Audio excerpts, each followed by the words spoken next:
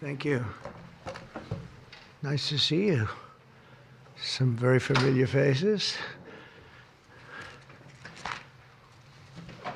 Well, thank you very much, and it's an honor to be here today. We have first full day as president. We're back, and we had a great first term, but we're going to have an even better second term, and I think we're going to do things that people will be shocked at. We're starting off with tremendous investment coming into our country at levels that nobody's really ever seen before, and they're very happy with the fact that I won the race and that they feel confident in their investments. And it's big money and high quality people. So my first day back from having a nice life, it's my honor to welcome three of the world's leading technology CEOs. And in the case of Larry Ellison, it's well beyond technology. He's sort of CEO of everything. He's an amazing man, an amazing business person. But to announce the largest AI infrastructure project by far in history, and it's all taking place right here in America.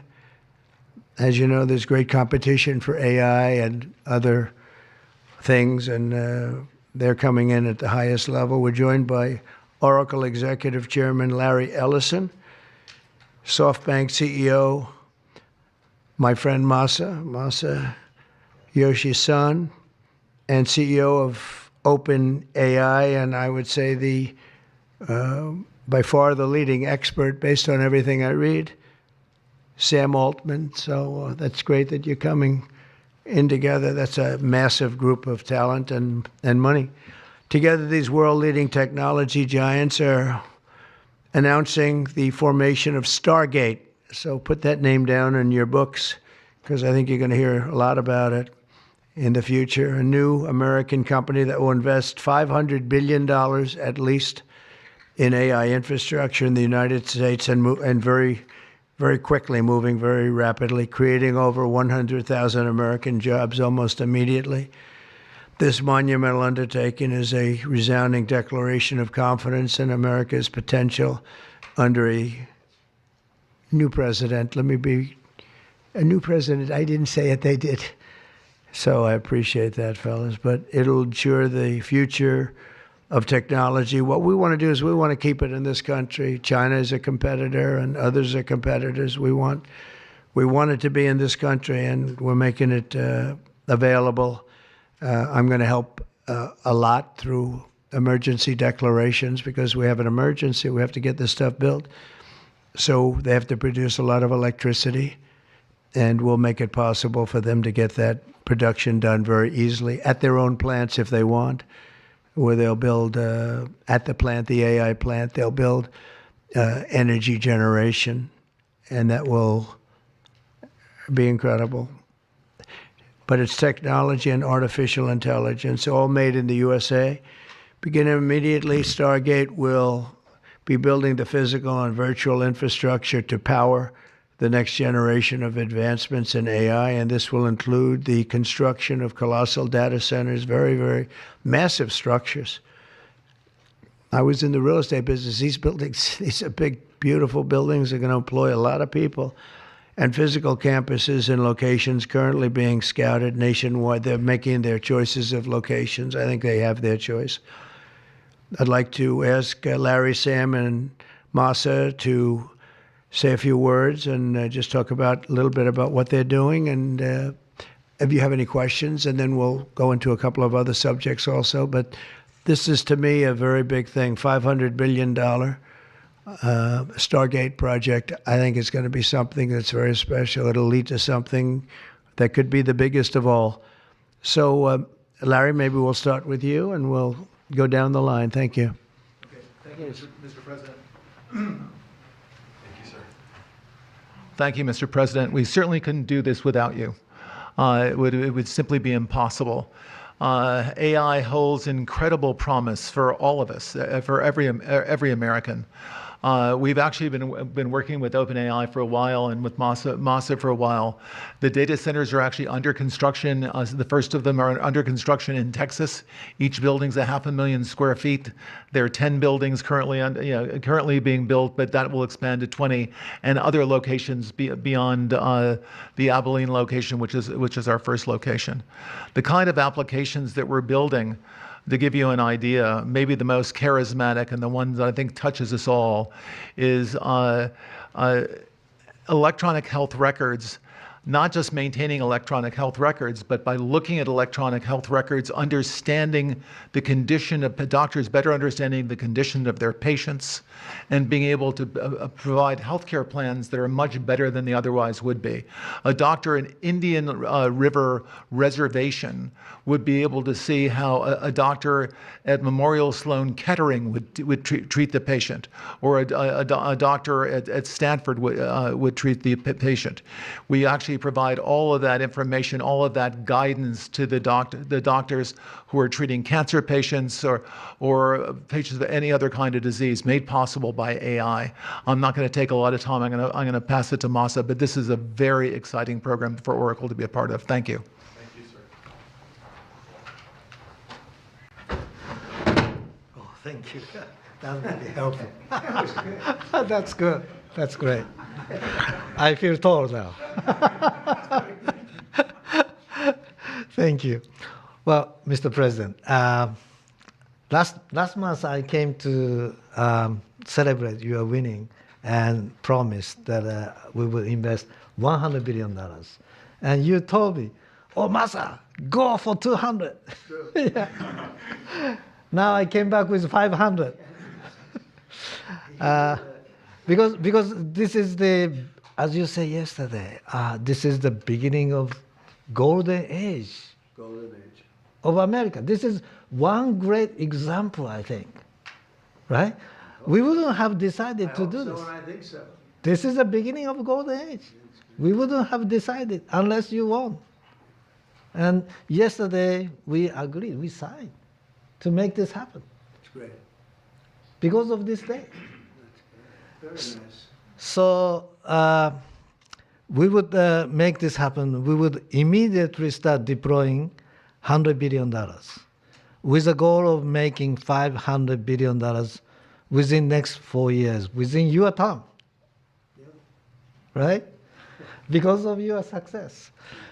So we are very, very excited to do this. And our partner is, of course, SoftBank, OpenAI, Oracle, and additionally investing partner with MGX. On top of that, we have the technology partner NVIDIA, and of course Microsoft has been very, very supportive to Sam and continue to support all our success. This is not just for business.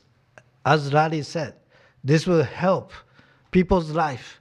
This will help solving many, many issues, difficult things that otherwise we could not have solved with the power of AI. I think AGI is coming very, very soon. And then after that, that's not the goal. After that, artificial super intelligence will come to solve the issues that mankind would never, ever have thought that we could solve. Well, this is the beginning of our golden age. Thank you very much. Thank you very much. Fantastic. Sam. I don't have too much to add, but I did want to say I'm thrilled we get to do this in the United States of America.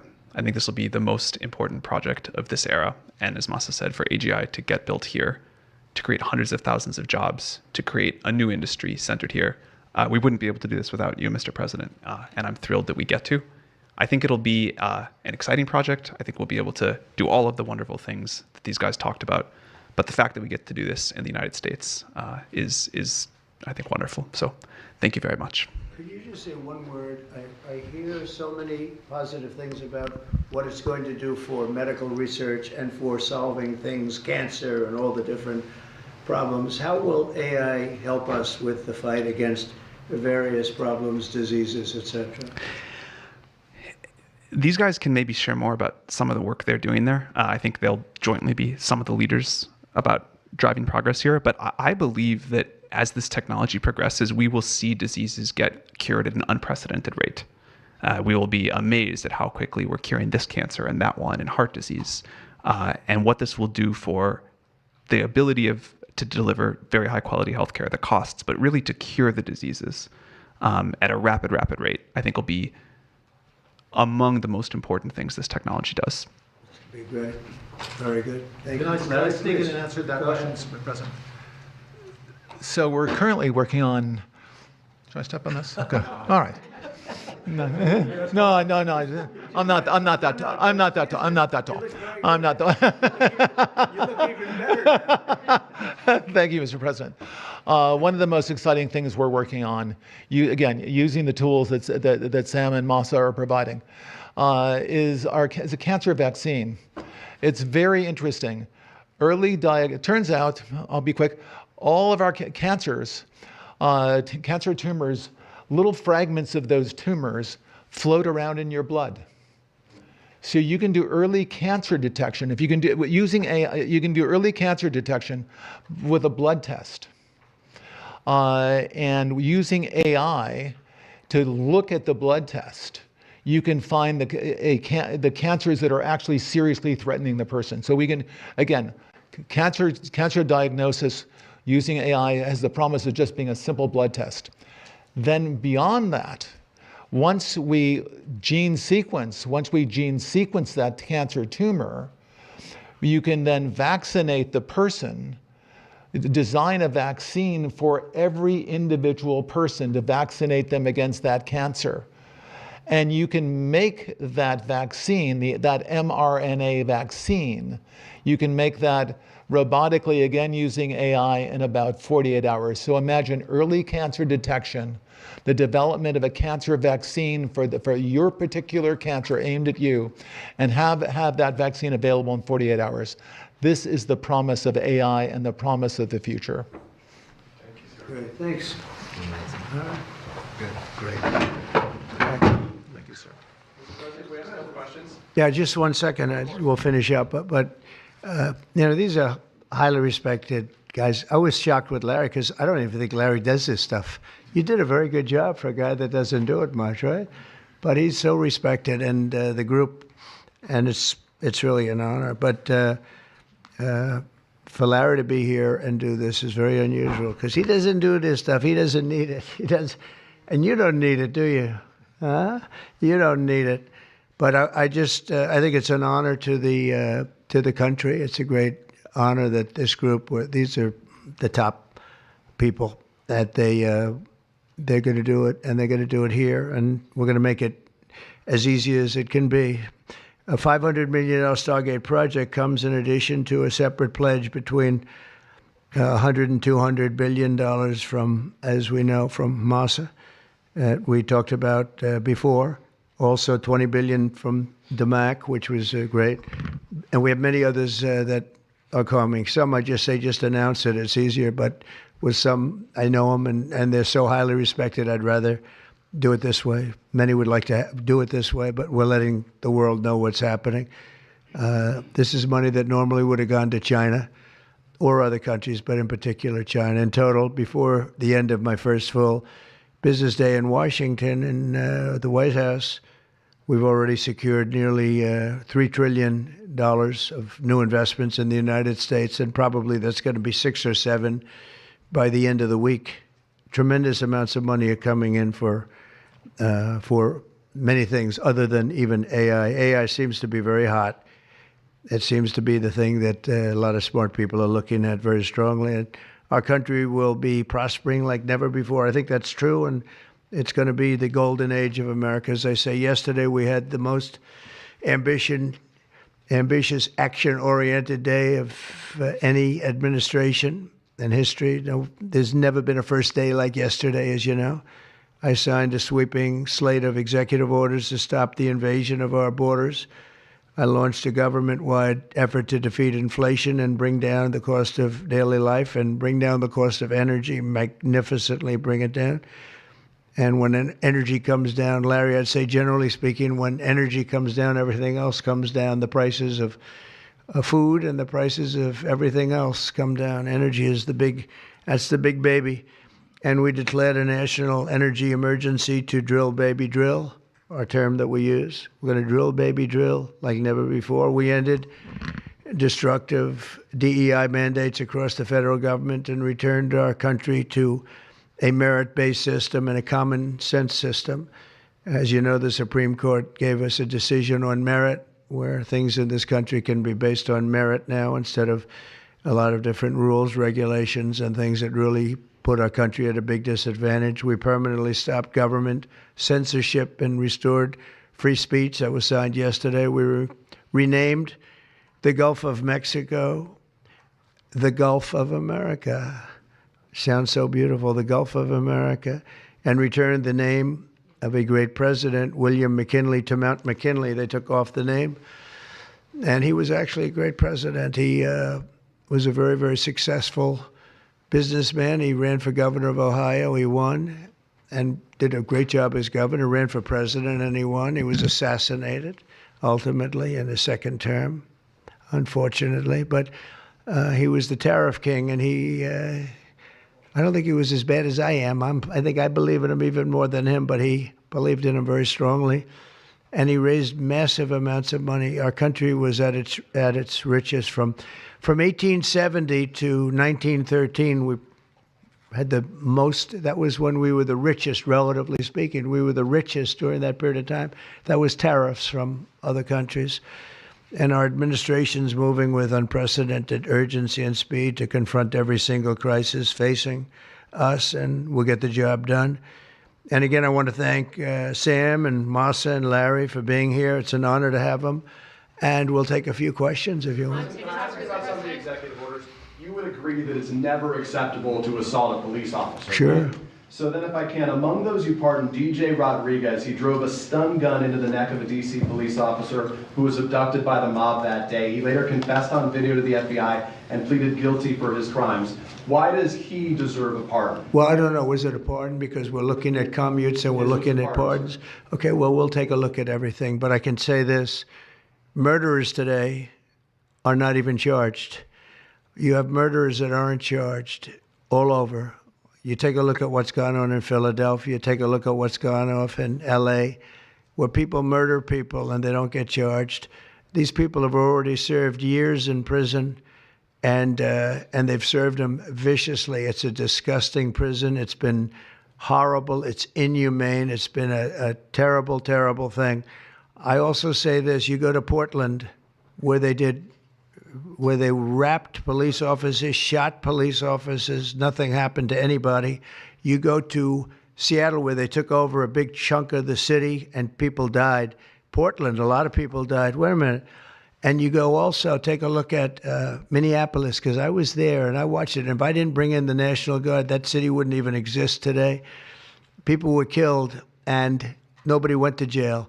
So these people have already served a long period of time, and I made a decision to give a pardon. Joe Biden gave a pardon yesterday to a lot of criminals. These are criminals that he gave a pardon to, and you should be asking that question. Why did he give a pardon to all of these people that committed crimes? Why did he give a pardon to the J6 Unselect Committee when they burned and destroyed all documents which showed that they did what was wrong, not me? Wait a minute. Why did they give a pardon to all of his relatives, his brother who made millions of dollars, to all these different people? He gave pardons. That's the question you should be answering. All right, go ahead. Yeah, please. Can I just follow up really fast? Steve, can I just follow up on that really fast? No. That's enough. Go ahead. You said you will. Tell us about your meeting with Speaker Johnson, Senator Thune. Did you reach any conclusion on this one big? Pretty much. I think we have a good situation now. It's been in some ways made simpler by Los Angeles because they're going to need a lot of money. And generally speaking, I think you'll find that a lot of Democrats are going to be asking for help. So I think maybe that makes it more one-sided. I think we're going to do very well. Look, we're going to take care of Los Angeles. I'm going there. I'm going to North Carolina, which has been abandoned by the Democrats.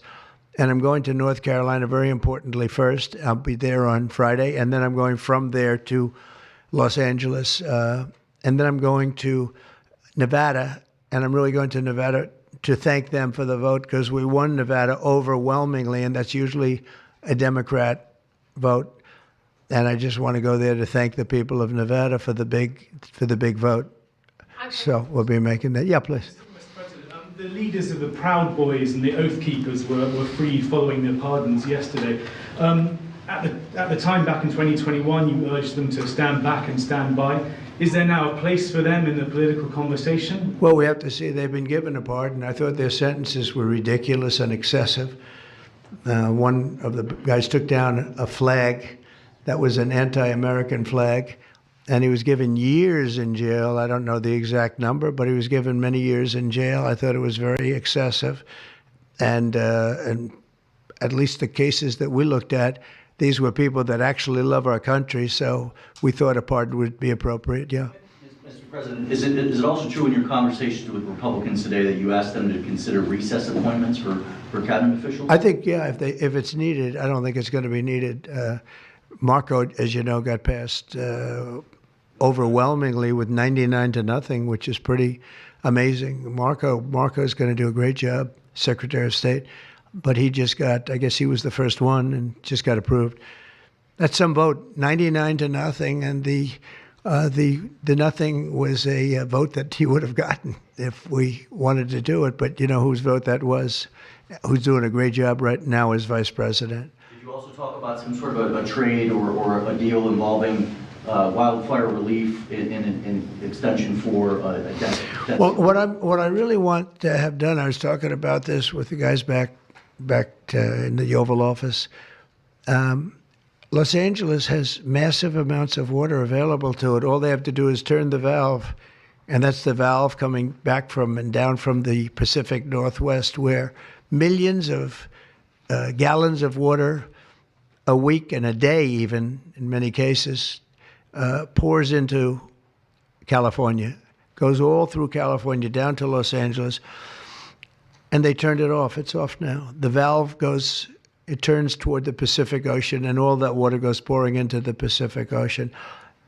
If they did what I told them to do, they wouldn't do it because politically they didn't think it was good. I think it's great politically. I think they're dead politically. What they've done, they've destroyed the city. What they've done to that city is unbelievable. The sprinklers, their sprinklers in there like these right here that you see, none of them had any water in them. They didn't have any water. The fire hydrants, 40% of them had no water. The brush was just dry. Everything was dry. The sprinklers on the lawn weren't allowed to even be used. So, you know, everything was dry, and it was an inferno. They created an inferno.